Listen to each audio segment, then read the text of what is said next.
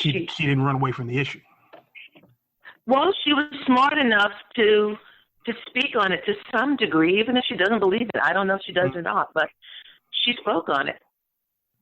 Yeah, she did. And people trash Marianne Williamson, pardon me, people trash Marianne Williamson, and they say all sorts of things about her not being of sound mind, and she's a woo-woo person. But I don't know, when I listen to her speak about the military-industrial complex and the need for reparations to heal the country, she sounds pretty coherent. No, she sounds like she's on point. She sounds knowledgeable. She sounds like she knows exactly what's required here. And she breaks it down into dollars and cents, and then she openly admits that it's probably going to be more than that. Yeah. Yeah, and it's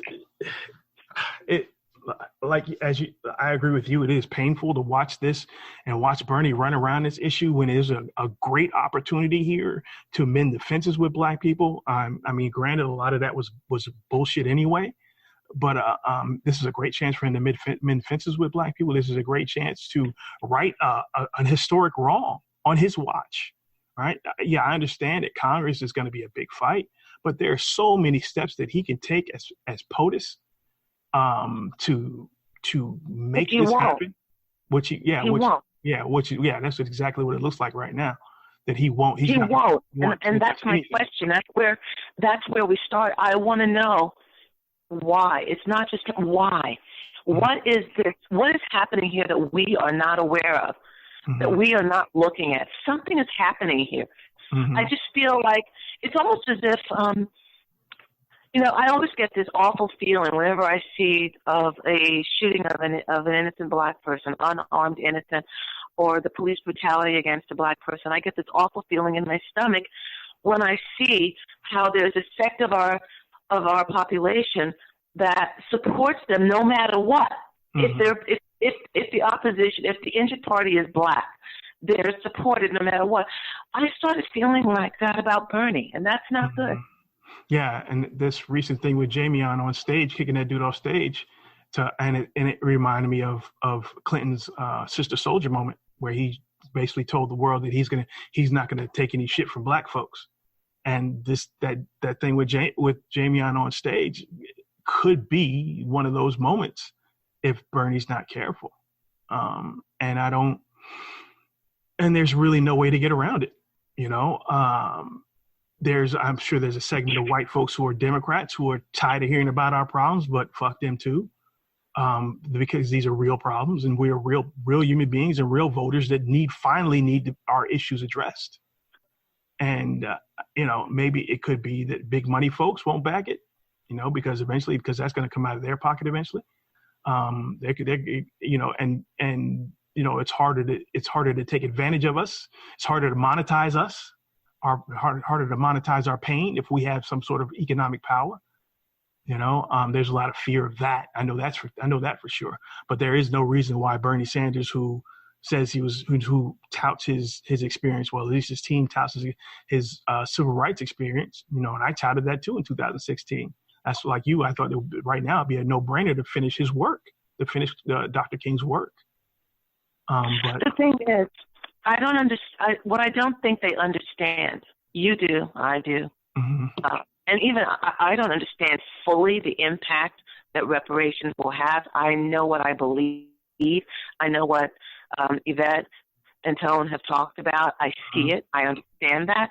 But I know that it's bigger. I know that there's going to be more. I know that there's more. We're all in uncharted territory. The dialogue has never been so fierce and so strong.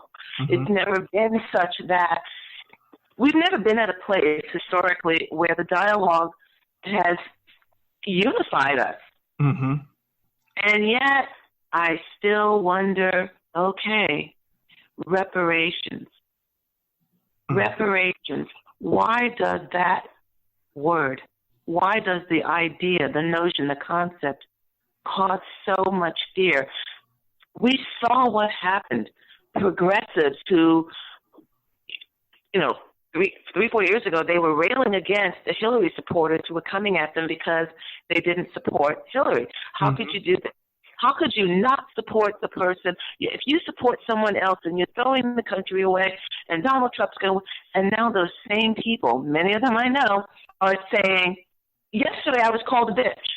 What? I was called a bitch yesterday because I refused to say, hey, Bernie is everything. Bernie is wonderful. Bernie is going to, save us all. And I said, well, I don't feel like he's going to save us all. The group that matters to me the most is still hanging out there on a limb after 400 years. Mm-hmm. And I want us to be recognized, and I want our pain to be recognized, and I want the constant, never-ending short shrift that this government and country have just taken such pride in putting on us. I want it to be addressed.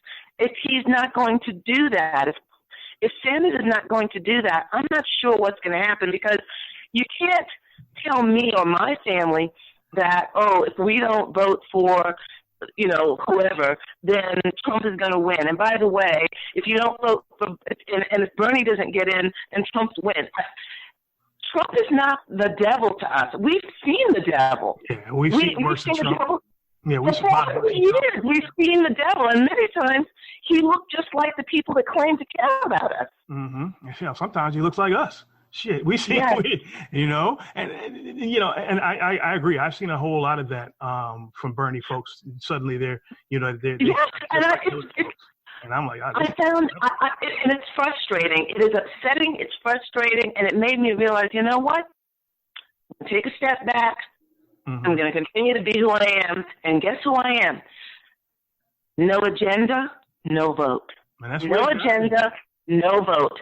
I'm not going to scream it on social media. I'm not going to scream it through email, but I am saying loud and clear to anyone who wants to hear me, this government is for us too. This country is for us too. And I want to have some say in this government.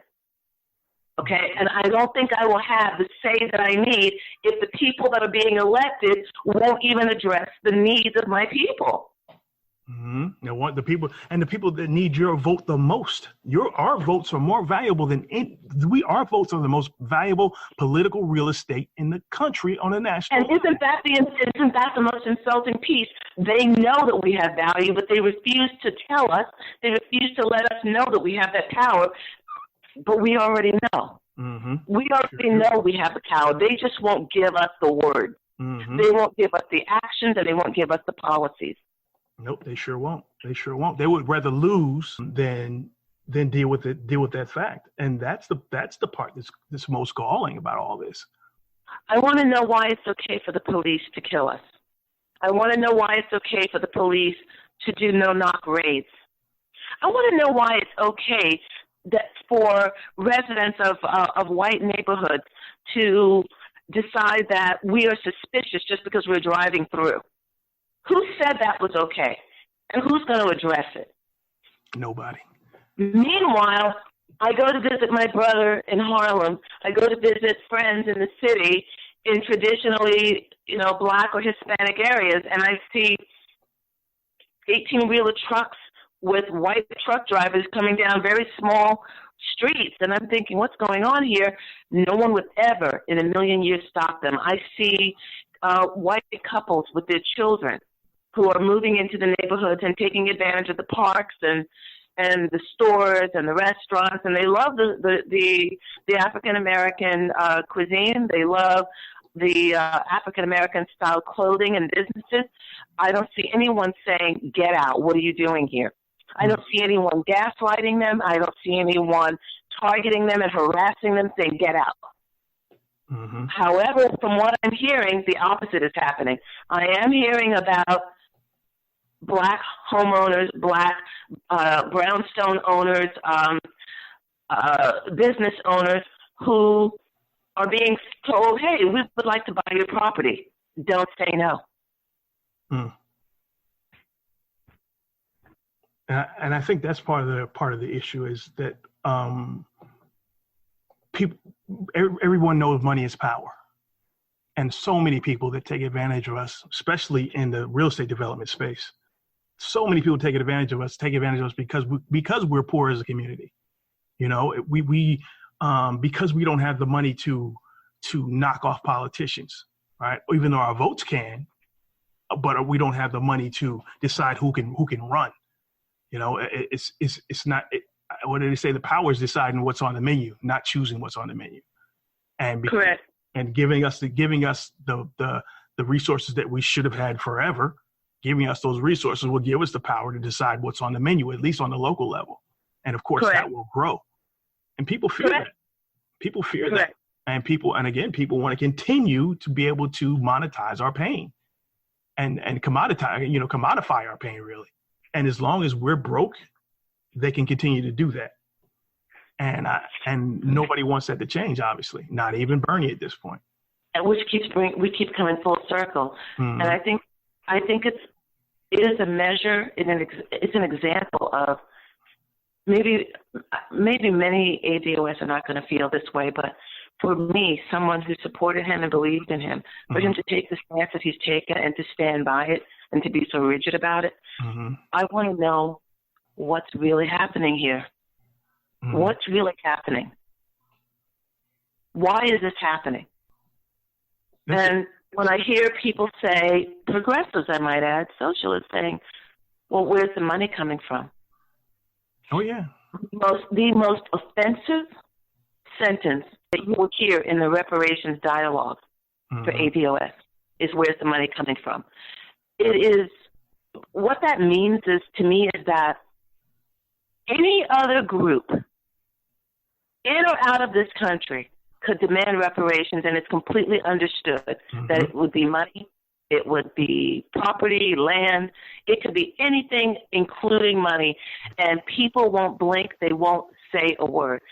But as soon as African-American descendants of slaves decide that they are not only going to unify, but they're going to stand firm on what they believe is due them, we are angry. Petulant. We are anti-immigration.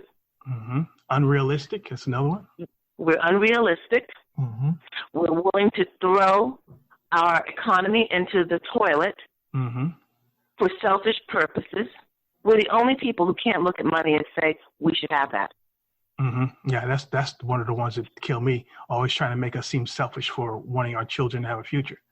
You know. And not wanting our kids to have a future, and don't forget, they're also saying this really upsets me too, and I try to keep a lid on it.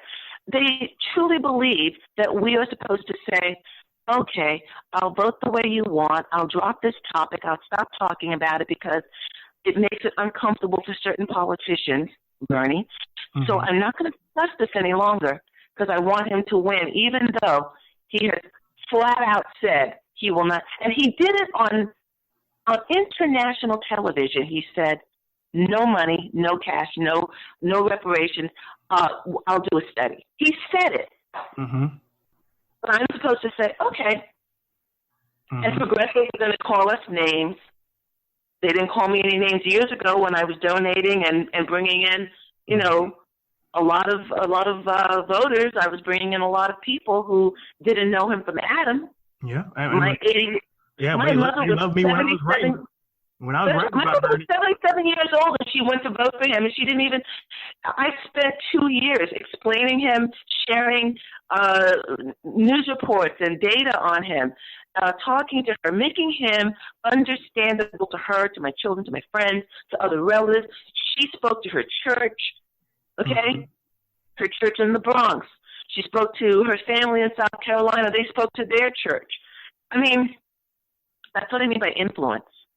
We have influence. It's not just our vote. We have the influence and the ability to bring in so many people who we want to support somebody who we know is going to change the world and do for us.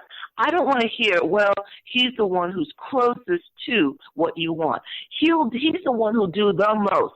He might not give you exactly what you want, but he's going to do more for blacks than anyone else. And by the way, do you mind if we fold in every other black person into your group? Yeah, fold every but we're the only ones allowed that have to settle for what Bernie puts on the table. We're the only ones. We're the only ones that can't push him further.